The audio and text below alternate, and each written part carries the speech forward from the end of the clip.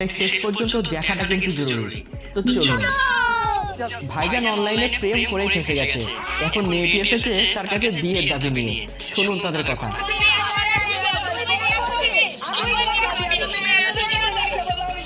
তবে ছেলেটি রাজি না হলে তার বাবাকে নিয়ে টানা হেঁচড়া শুরু হয়।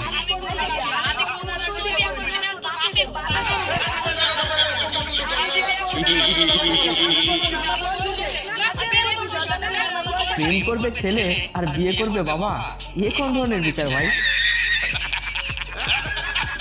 এবার চাচির কাণ্ড দেখুন।